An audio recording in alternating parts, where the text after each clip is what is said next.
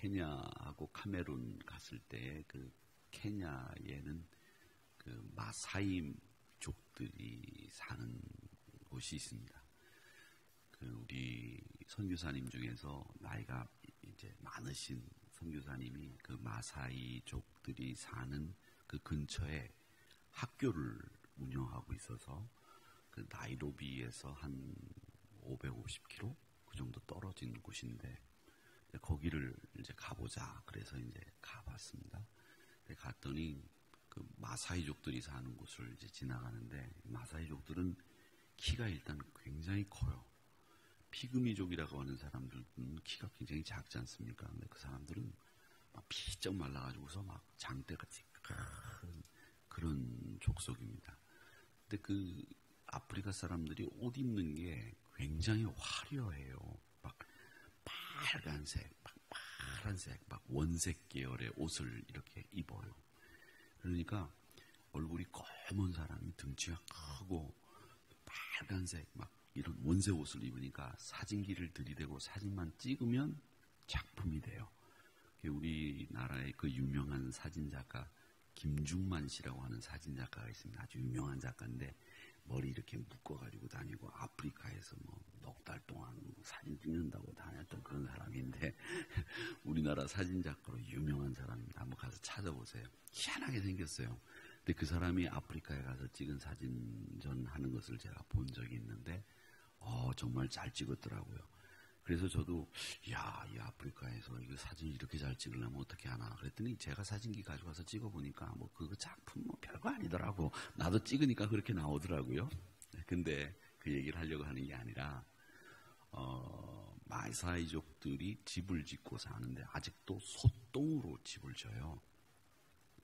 그리고 이 길을 나갈 때 이 사람들이 이제는 옛날에는 이제 걸어 다니다가 이제는 오토바이 타고 다니고 그러는데 소똥으로 집을 짓는 데다가 소똥을 몸에 발라요. 근데 그 소똥은 어떤 소똥인지 몰라도 소똥으로 지은 집에는 모기나 벌레가 안 들어온다는 거죠. 그리고 소똥으로 이렇게 몸을 바르고 가면 뱀이 안 문대요. 근데 우리 별장처럼 지방 이렇게 물 좋고 경치 좋은 데다가 집 지으신 분들 얘기 들어보면 두 가지 고충을 얘기하시더라고요. 하나는 나이가 점점 드셔가면서 이 집 관리하고 정원 관리하는 게 무진장 힘들다. 그래서 다시 내놓는 분들이 많고 또 한 분들은 또 하나 고충은 뭐냐면 이게 잘 지어도 이 시골에 이렇게 집을 져두면 벌레가 엄청나게 많이 집 안으로 들어온다는 거죠. 특히 통나무 집들은 벌레가 막 어마무시하게 들어온대요. 그래서 그것 때문에 골치 아프다 그랬는데 소똥으로 지은 집은 벌레 천지에서도 벌레가 안 들어온다는 거예요. 희한하죠. 그래서 그 사람들이 그렇게 길 가다가도 소똥이 떨어져 있는 걸 보면 거기다 이렇게 주워가지고 그걸 몸에다 이렇게 바르는 일이 일상화돼 있다고 합니다. 그 사람들이 그렇게 소똥을 바르는 것을 보면서 어떤 생각을 했느냐면 우리도 마귀가 예수 믿는 사람들 이렇게 공격하잖아요. 늘 이렇게 호시탐탐 우는 사자와 같이 삼키려고 한다. 베드로 사도가 그런 말씀하셨는데 우리도 마사이족이 소똥을 바르는 것처럼 예수님의 향기를 우리 몸에 바르면 예수님이 우리를 막아주시고 우리도 벌레나 사탄이나 마귀를 막을 수 있지 않겠는가라는 생각을 한 적이 있었습니다. 근데 여러분은 항상 예수님의 향취로 오늘 하루도 승리하시고 내내 일주일 동안 예수님 향기 나는 삶으로 예수님처럼 그렇게 사셔서 어디에서나 지지 않고 이기는 우리 성도님들이 되시기를 바랍니다. 설교 시작도 안 했는데 이거 끝내야 될 것 같은데 그죠? 오늘 여러분 잘 아시는 혈루증을 앓던 여인이 예수님 옷가에 손을 대는 장면을 보셨는데 예수님이 34절의 말씀에 보면 내 믿음이 너를 구원하였으니 평안히 가라. 내 병에서 놓여 건강할지어다. 이렇게 말씀하셨는데 예수님의 사역을 보면 특징이 하나 있어요. 그게 뭐냐면 예수님은 늘 우리들에게 평안을 허락하셨다라는 것을 우리가 볼 수 있습니다. 부활하신 후에 베드로를 갈릴리 호숫가에서 만나셔서 제일 먼저 물어보신 말이 뭐냐면 베드로야 너 평안하니? 물어보셨어요. 그러니까 이 평안이 얼마나 우리에게 필요한 건지를 아시고 그걸 물어보신 거예요. 근데 그 평안은 예수님이 뭐라고 그러시냐면 내가 너희들에게 주는 평안은 세상이 주는 게 아니라 하늘나라 하나님이 주시는 평안이고 내가 주는 평안은 세상의 평안과는 다르다. 그렇게 말씀하셨죠. 그러니까 이 평안을 주시려고 애를 쓰셨고 예수님이 주시는 평안은 세상에서 얻는 평안하고는 다른 평안이다라는 것을 알 수 있습니다. 근데 오늘도 여기 말씀해 보니까 34절에서 이 여자에게 병이 낫고 난 뒤에 평안히 가라 이렇게 말씀하셨다는 겁니다. 그래서 오늘 하루도 여러분 예수님이 주시는 평안으로 무장하셔야 됩니다. 이 평안이 여러분의 마음을 지배하고 계셔야 됩니다. 평안이 지배하는 그 마음은 욕심이 없겠죠. 미움이 없겠죠. 분노가 없겠죠. 이런 더럽고 추악한 우리의 마음이 아니라 예수님이 주시는 하늘나라에서 얻는 평안으로 우리가 살아가는 것. 그게 예수님이 원하시는 우리의 삶이다라는 것을 이 34절을 보시면 알 수 있습니다. 근데 이 평안이라고 하는 말은 사실은 어디서부터 시작되느냐면 영적인 구원에서부터 이 평안이 시작이 되는 거예요. 영적인 구원과 육적인 구원이 함께 이루어지면서 우리 안에 평안이 자리 잡게 되는 거죠. 그렇게 평안이 자리 잡게 되면 누구도 그 평안을 뺏어갈 수 없는 거예요.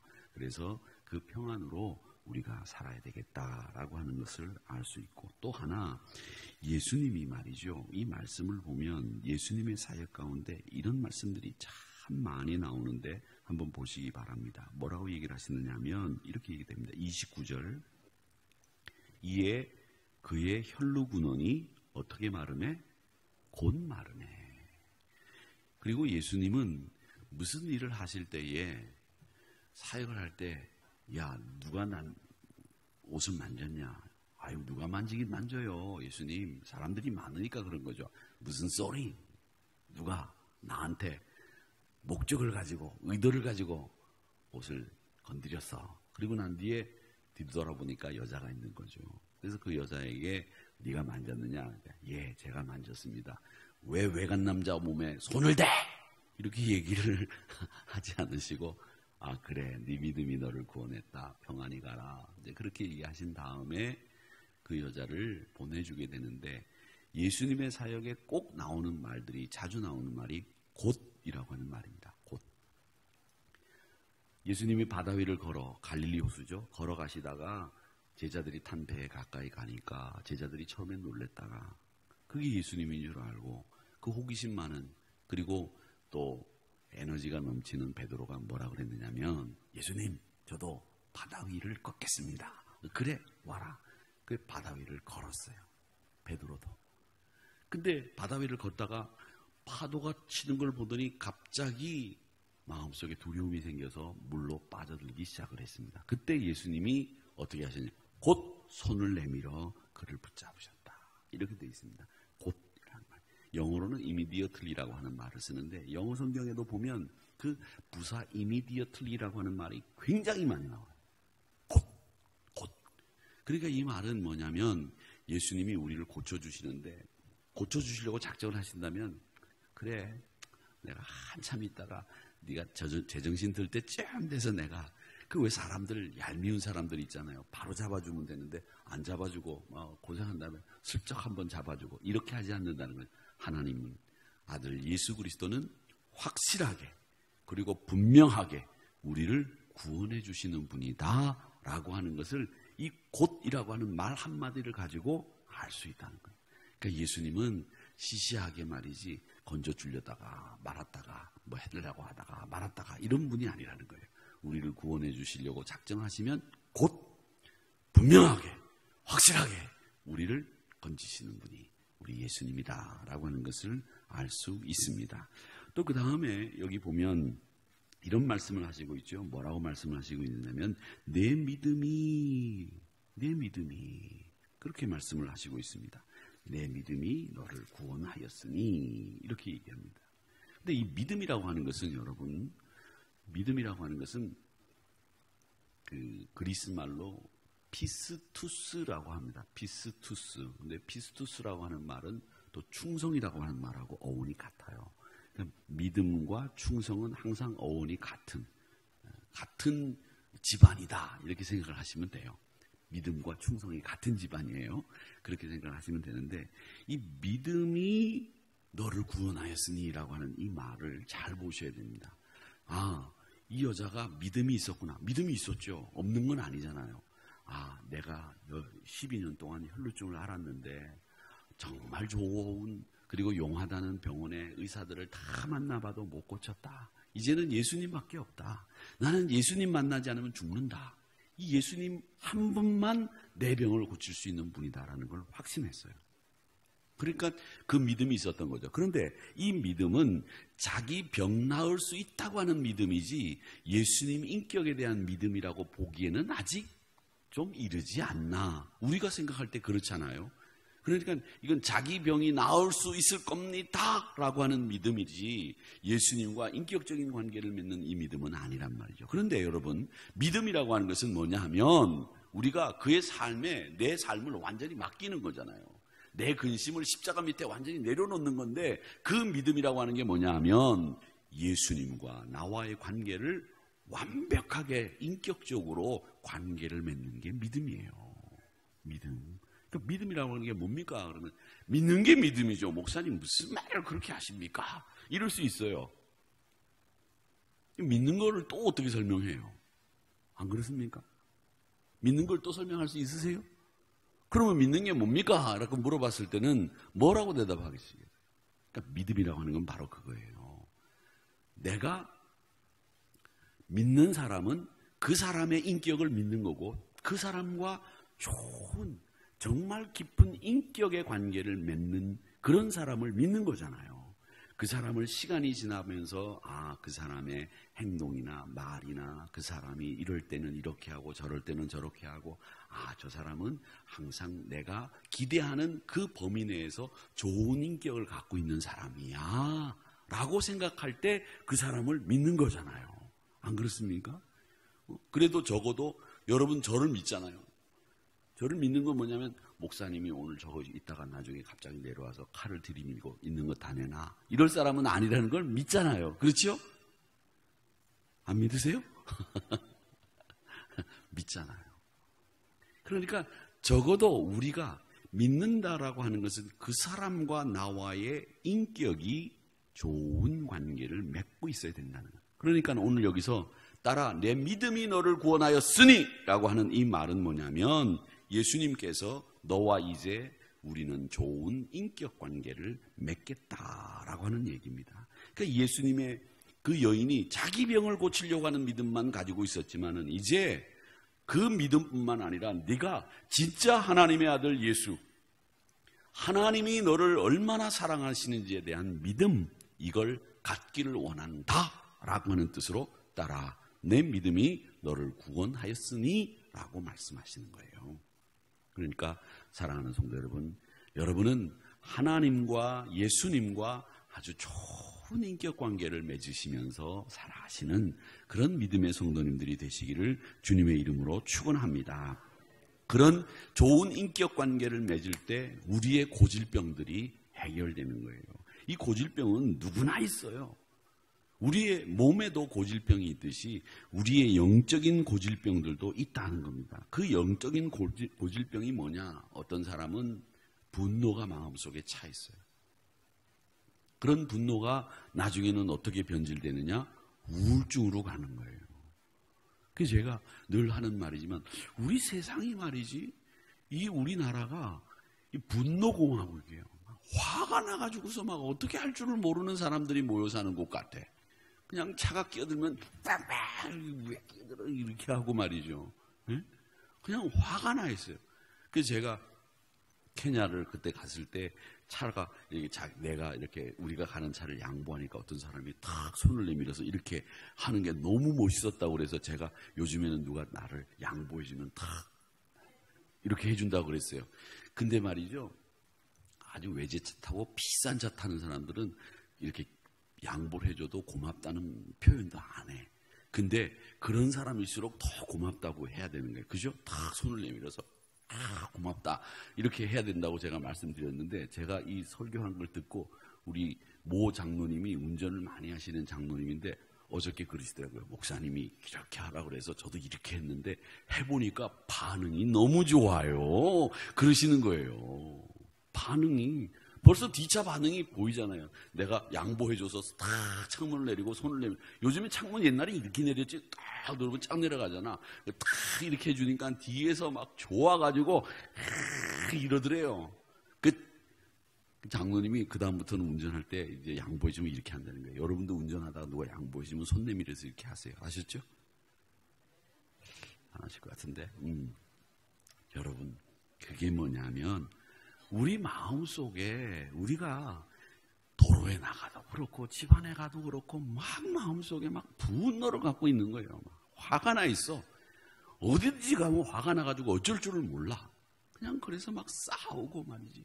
어떤 식당에 가보면 말이죠, 참 그 식당이 음식을 잘하는데 주인하고 종업원하고 싸워. 그래서 이 종업원이 말이지 돈을 덜 줬는지 막 분노가 차서 막 식당에 그릇을 그러다가 확 깨먹고 말이지. 그런 식당에 그 다음에 누가 가겠어요? 여러분, 안 됩니다. 우리의 영적인 고질병, 심적인 고질병 이런 것들을 다 고쳐야 되는데, 우리 주님과 깊은 인격을 통해서 만나시면 이런 고질병들이 사라지는 거예요. 그래서 그런 고질병들이 사라져야 우리의 환경이 바뀌는 거예요. 여러분, 꼭 순서를 기억하세요. 우리 환경이 바뀌면 내가 바뀔 거라고 생각하시는 분들이 많이 계시는데, 우리 환경이 바뀌고 내가 바뀌는 법은 없습니다. 내가 바뀌어야 환경이 바뀌는 거예요. 내가 바뀌어야. 근데 많은 분들이 생각하기를, 아유, 내가 돈을 많이 벌어서 내가 이제 50평짜리, 80평짜리 아파트를 살아야 내가 멋있게 살 거야. 아니에요. 지금 사골세 단칸방에 살아도 내가 바뀌면 나중에 80평짜리 아파트를 살 수 있게 되는 날이 와요. 이게 원리예요. 그런데 우리는 지금 80평 아파트에 살면 내가 바뀔 줄 아는데 아니에요. 아무리 비싼 아파트에 살고 아무리 좋은 옷을 입어도 내가 안 바뀌면 그 사람은 똑같은 사람이에요. 똑같은. 내가 바뀌면 내 환경이 바뀐다. 그걸 여러분 꼭 기억하시기를 바랍니다.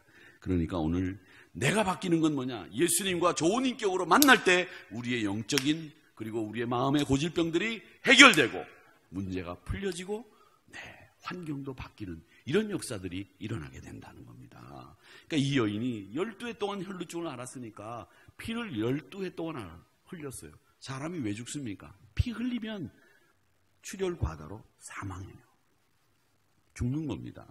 그러니까 안에서 출혈이 생기면 큰일 나요.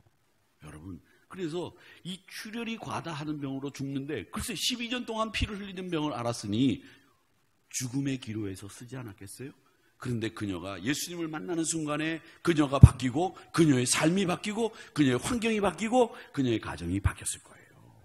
사랑하는 성도 여러분, 오늘 이 고질병을 믿음으로 예수님 앞에 가지고 나오셔서 고침받고 우리 모두가 변화될 때에 우리 주님이 내 주변도 내 환경도 바꿔주신다는 겁니다. 이게 이제 집안에서 이제 이렇게 이런 얘기 저런 얘기 집안 얘기해서 죄송한데 이제 딸아이가 직장을 다니잖아요.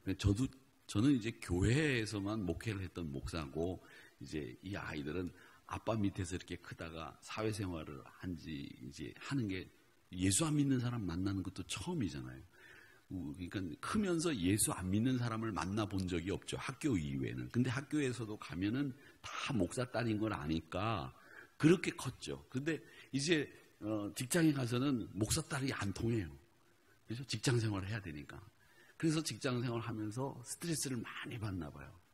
그래서 막 와가지고 밥 먹으면서 막 그냥 입에 거품을 물고 막 저한테 얘기를 해요. 그래서 제가 가만히 듣다가 그건 내가 잘못한 거니? 그렇게 얘기를 할 때도 있어요. 그런데 막 아빠 앞에 와서 막 거품을 물면서 막 얘기를 해요.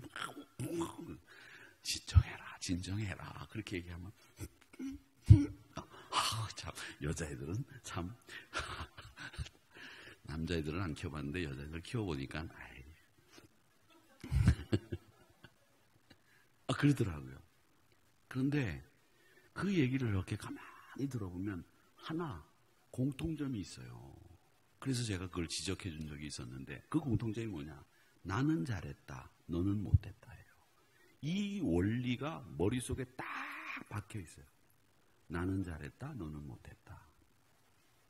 그리고 내가 나는 이 화를 네가 안 풀어주면 나는 너를 공격할 거야. 이런 생각들을 우리 머릿속에 다 가지고 있어요. 여러분 보세요. 제가 세상에 나쁜 개는 없다라고 하는 프로그램을 자주 본다고 그랬는데 그 프로그램이 우리 인간의 심리와 뭐가 다르겠어요? 똑같아요. 개가 어릴 때 주인에게 버림받았어. 그런 개들은 얼굴 표정이 벌써 다르고, 그리고 어릴 때 개들도 자기 부모로부터 사회적인 교육, 사회화 교육을 안 받으면 그 사회화가 되지 못해서 그냥 자기가 화내는 걸로 풀려고 하는 개들이 있다는 거죠. 그래서 그냥 무조건 막 짖어대고 물고 하는 그런 개들을 고치는 그런 프로그램인데, 그게 우리 사람의 마음과 뭐가 다를까라고 생각하면서 보니까 그 개도 말이죠. 그런데 우리 사람들은 얼마나 마음에 많은 병들을 가지고 있느냐. 그런 병들을 우리가 고치지 못하고 지나가고 있다는 거죠. 그런데 오늘 이 여인을 보면서 우리가 예수님 만나지 않으면 이런 고질병들을 그대로 가지고 안고 살아가는 거예요. 그러니까 여러분, 우리 고질병을 믿음으로 주님 앞에 나와 예수님 만날 때에 그 예수님과 좋은 인격을 통해서 내 믿음이 생기고 내 마음속에 평안이 생기고 하나님과 좋은 인격 관계를 맺으면서 내가 변화될 때 우리 주님이 내 주변을 바꿔주신다고 하는 것을 꼭 믿으시기를 축원합니다. 더 많은 얘기들이 이 여인의 이 얘기를 가지고 할 수 있는데 벌써 30분이나 됐어. 기도할 시간이 내가 많이 뺏은 것 같아요. 또 한 가지 더 얘기하면, 제가 목회를 처음 시작할 때 장로님 이렇게 쳐다보시니까 우리 아버님이 나를 쳐다보시는 거, 저를 쳐다보시는 것 같은데 아버님 얘기하려고 그래요. 죄송합니다. 집안 얘기를 오늘 2개나 해갖고서 죄송합니다. 아버님이 전화를 거셔가지고, 윤 목사, 새벽기도 설교 제발 짧게 해라. 왜요? 새벽기도는 기도 많이 해야 되는 시간인데 기도를 많이 해야지 목사가 설교를 길게 하면 기도 시간을 그만큼 뺏기는데 그거 되겠느냐. 설교는 수요일 날도 있고 주일 날도 있고 금요일 날도 있으니까 그때 설교를 길게 하고, 조건사님이 그냥 고개를 끄덕끄덕거리시니까 약간 기분이 나빠지려고 그러는데, 하여튼 새벽기도 설교를 짧게 해라. 그렇게 참 많이 얘기를 하셨어요. 그래가지고서 제가 알겠습니다. 오늘도 새벽기도 설교 짧게 했지. 짧게 했어요. 몇 분 했어? 12분 했습니다. 아유, 잘했어. 윤 목사 설교, 새벽기도 설교 짧게 해라 그랬는데 오늘 설교를 길게 하니까 그 말씀이 또 생각이 나네요. 제가 오늘 이렇게 만담처럼 계속 이렇게 주절주절 얘기를 하는데 죄송합니다만은 이 여인의 이야기가 할 게 정말 많아요. 간단한 이야기고 우리가 다 아는 이야기인데 이 이야기를 보면서 여러분 다시 한번 여러분의 믿음의 가치를 높여가시고 예수님과 좋은 기억관계를 맺어가시는 저와 여러분이 되시기를 주님의 이름으로 축원합니다.